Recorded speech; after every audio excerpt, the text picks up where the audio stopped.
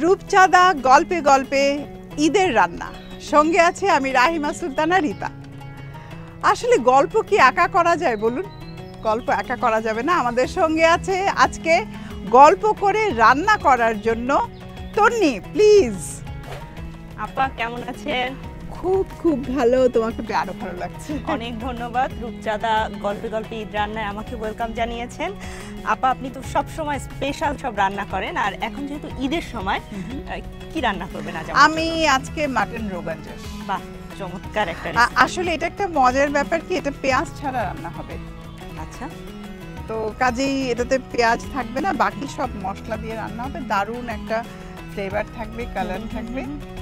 তো আমরা রেসিপিতে চলে যাই। নিশ্চয়ই আপা, খুবই ডিলিশিয়াস একটা খাবার, বাট খুবই অল্প উপকরণ। এখানে আমাদের মাটন লাগছে 1 কেজির মতো, তার সাথে আমাদের কাশ্মীরি মরিচ যেটা সেটা এখানে আছে, লাগছে 1 টেবিল চামচের মতো লাগবে। লবণ লাগছে হাফ চা চামচ, টক দই লাগবে আধা কাপ, আদা স্লাইস করা, ঘি, এখানে আদা রসুন পেস্ট আছে সেটা লাগবে, শিমলা মরিচ আমরা যেটাকে বলি, একটু কালারফুল বাট অত ঝাল না, আর থাকছে গরম মশলা এবং মৌরি গুঁড়া।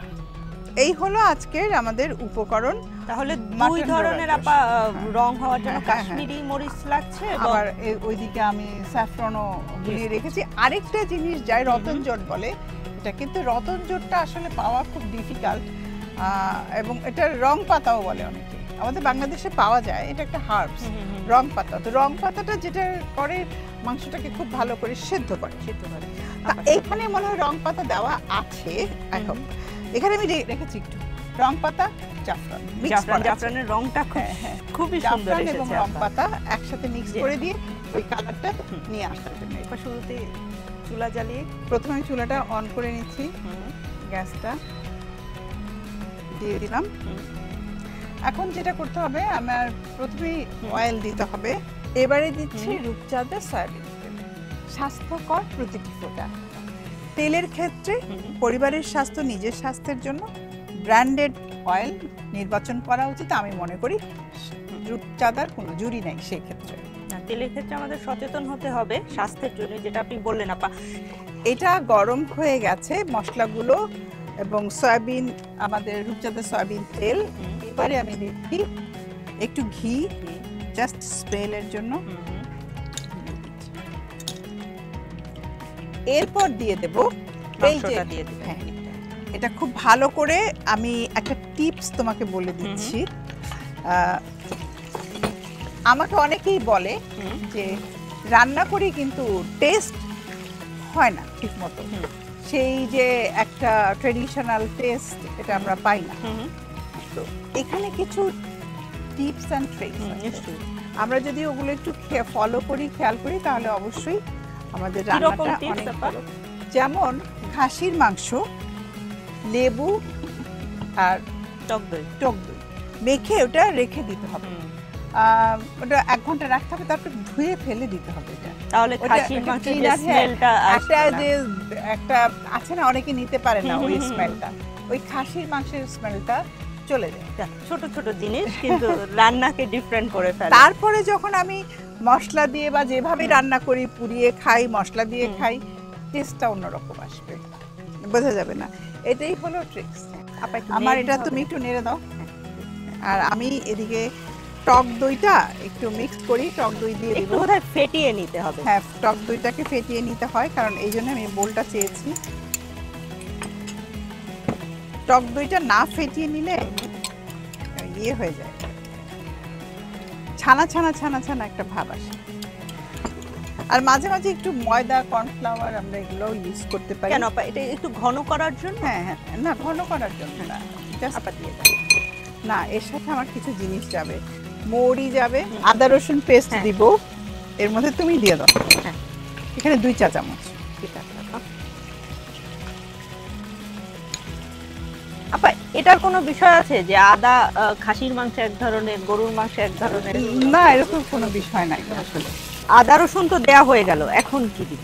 এই যে এই মিক্সটা। হ্যাঁ, মিক্সটা। এখানে টক দই আছে, মৌরি আছে, আর এখানে গরম মশলা পাউডার আছে। আচ্ছা, আমি একটু পানি দিচ্ছি, পানি দিয়ে আমার মনে হয় দিলে ভালো হবে। পুরোটা দেয়া যাবে। আপা আমাদের মাংসটা তো ব্রাউন হয়ে আসছে, মানে হ্যাঁ। ব্রাউন হয়ে আসলে কি অনেকটা এমনিতেও সেদ্ধ হয়ে গেছে। আমরা এরকম পানি ব্যবহার করতে হ্যাঁ পারি? হ্যাঁ, পানি ব্রাউন হয়ে গেলে ইউজ করা যায়, প্রবলেম নেই। এবারে আমরা ঢেকে দিব, তার আগে একটু মরিচ দিয়ে দেবো এখানে। এই যে এটা হলো কাশ্মীরি মরিচ, যেটাকে আমরা শিমলা মরিচ বলি, এটা পেস্ট করা হয়েছে। আপা এটা তো বোধহয় ঝাল কম, রঙের হ্যাঁ জন্য একদম অনেকটা ব্যবহার ঝাল কম, করা। তুমি এটা পুরোটাই না, দিয়ে আপা, দাও। ঠিক ঠিক আছে আছে, আমি দিয়ে দাও।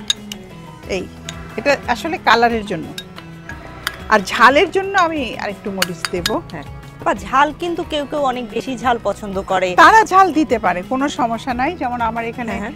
ঝাল আছে, আমি চাই, আমি আমাদের বাঙালি টেস্ট যে, তা আমরা একটু ঝাল লাইক করি, দিয়ে দিলাম।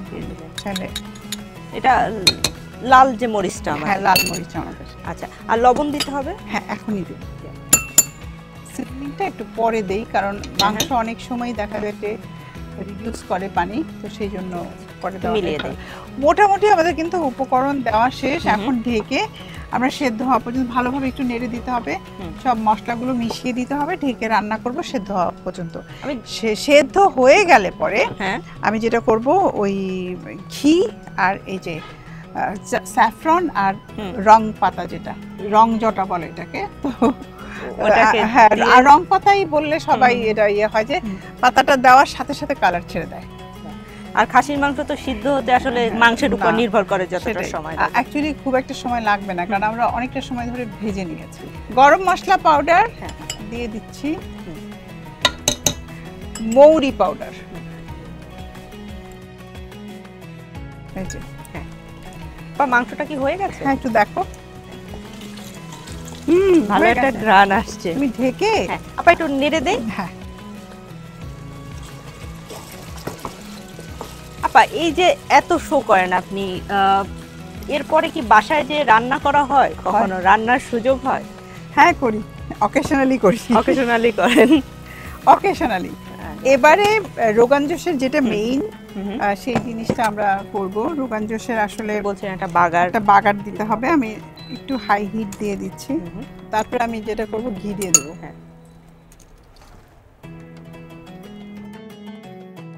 ঘির সাথে গরম মশলা যাবে। হ্যাঁ হ্যাঁ এখানে দিয়ে দিলাম Right. স্যাফরন এবং রং পাতা একসাথে, আর ঘিয়ের সাথে আছে হলো গরম মশলা পাউডার। ওটা ব্যাস, মিলিয়ে দেই। তাহলে এই মাংসটা হ্যাঁ মাংসটা আমি ঢেলে দিব।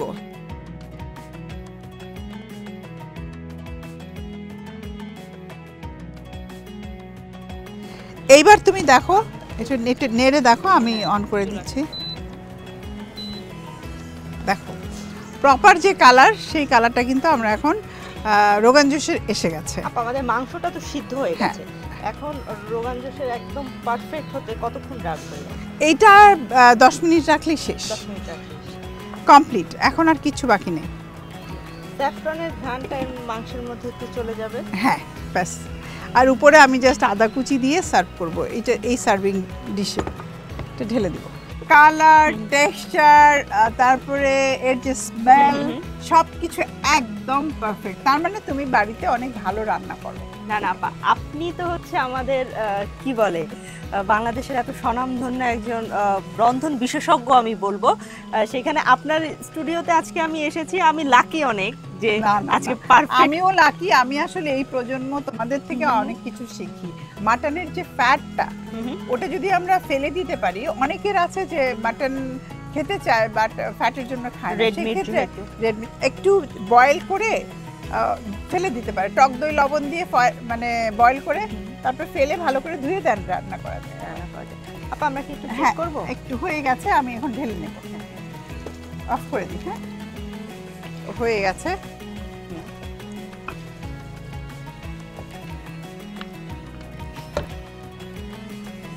এখন যেটা দেব, এই যে ফাইন চপ করা একটু আদা, এটা খাওয়ার সময় গার্নিশও হবে, খেতেও ভালো লাগবে। একদম ফাইন চপ জিঞ্জার এর মধ্যে দিয়ে দিলাম,